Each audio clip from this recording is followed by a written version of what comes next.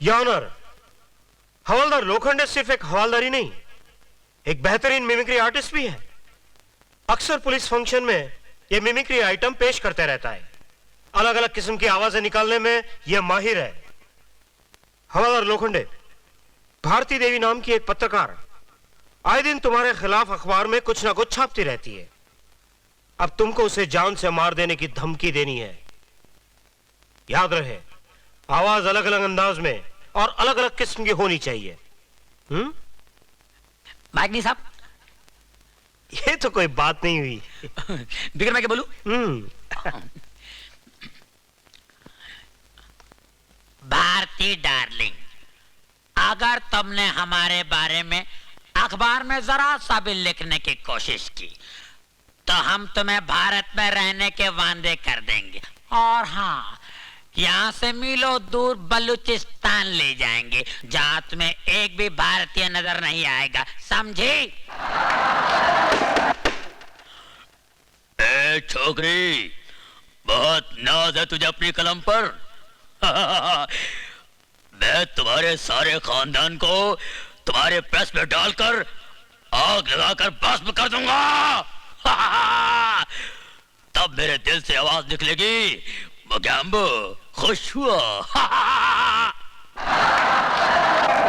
अरे वारी भारती, तुझे मैच मिली थी लिखने को, लिख लिख लिख लिख लिख, उसके बाद मैं तेरी तकदीर लिखूंगी। देखना, तुझे धंधे पे नहीं बिठाई, तेरा नथ नहीं उतरवाई तो मेरा नाम भी महारानी नहीं, अरे सदा के लिए तू सदा शू शू शू पुर पुर करती रहेगी, देखना।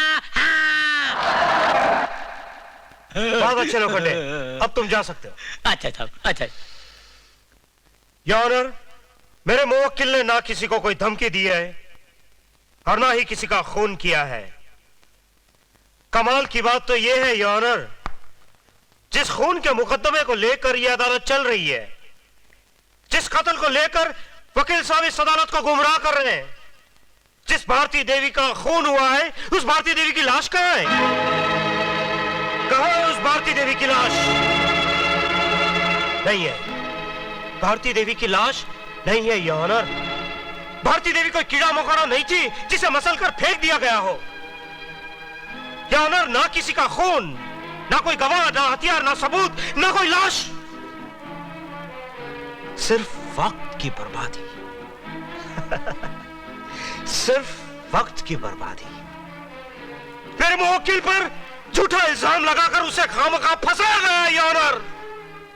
ये तो कोई बात नहीं हुई। That's all, your honour, that's all.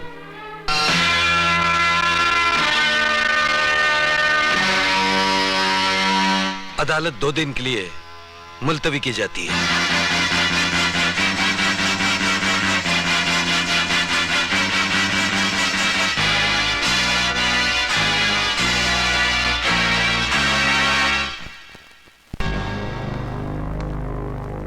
मुझे एक बात नहीं समझ में आती है डीवीएम, कि मुकदमे को 2 दिन तक के लिए मुलतवी करने का क्या मतलब? रुपए तो उसके घर पहुंचा दिए गए थे, फिर प्रताप सिन्हा ने फैसला आज क्यों नहीं सुनाया? रंजीते, प्रताप सिन्हा एक जज है। जब तक सारे सबूत उसके सामने नहीं आ जाते वो फैसला नहीं सुनाएगा। रुपया उसके घर पहुंच गया ये हम जानते हैं, वो नहीं।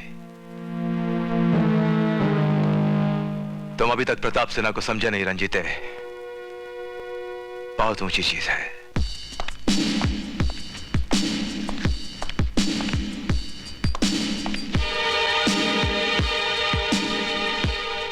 ए छोकरा, एक सोडा और तंदूरी लेकर आ।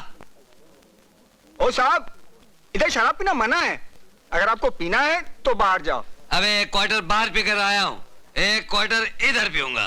देखो साहब, इधर पीना मना है। अरे मैंने कहा ना यही पीऊंगा, तुझे जो करना कर ले। अरे जा। साहब सुनता ही नहीं। भाई साहब, ये खाने का होटल है, शराब का अड्डा नहीं। आप यहाँ शराब नहीं पी सकते। क्यों नहीं पी सकते? अरे तेरे को समझाया, समझ में नहीं आता क्या? उठ यहाँ से, हट। क्या हो रहा है? हैं? क्यों इसे धक्का मारकर निकाल रहे हो? क्या पैसा नहीं है क्या तेरे पास? पैसे नहीं है क्या इसके पास?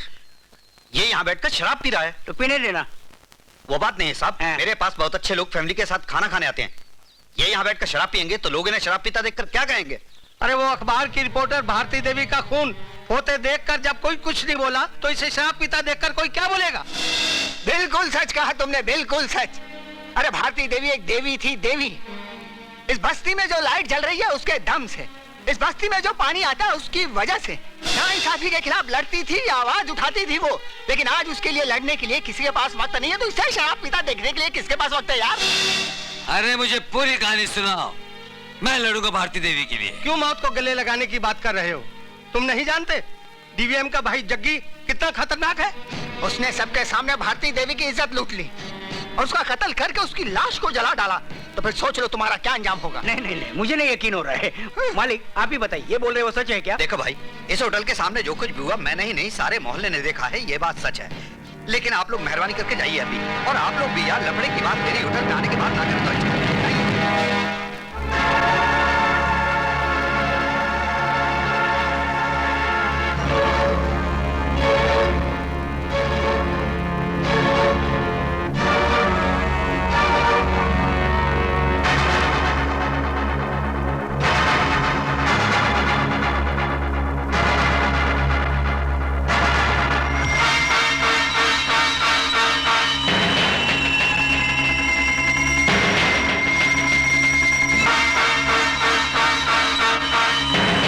भारती देवी मर्डर केस को लेकर इस अदालत ने जो तहकीकात की है उससे यह अदालत इस नतीजे पर पहुंची है कि मुलजिम जग्गी ने न सिर्फ भारती देवी का बलात्कार किया बल्कि उनका खून करके उनकी लाश को जलाकर सारे सबूत मिटा दिए।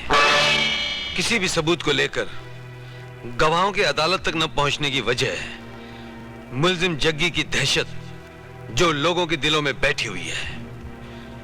मुलजिम जग्गी के कातिल होने का सबसे बड़ा सबूत यह है कि इनके बड़े भाई डीवीएम ने जस्टिस प्रताप सिन्हा को 1 करोड़ रुपए की रिश्वत देकर खरीदने की कोशिश की।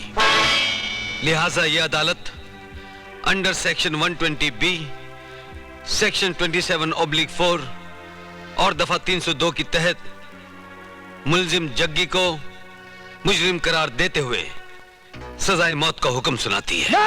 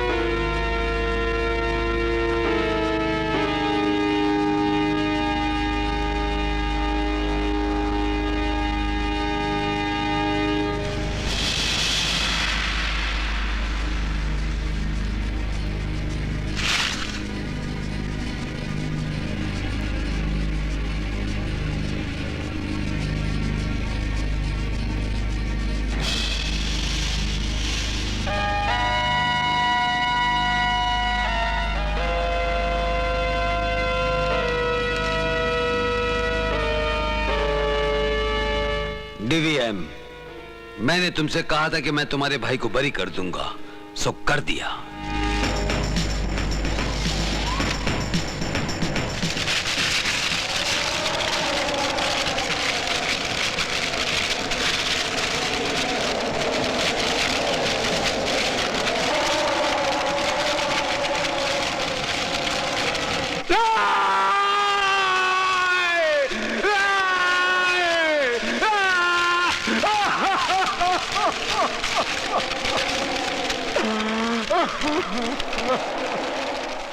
ये कहाँ जाने की तैयारी हो रही है?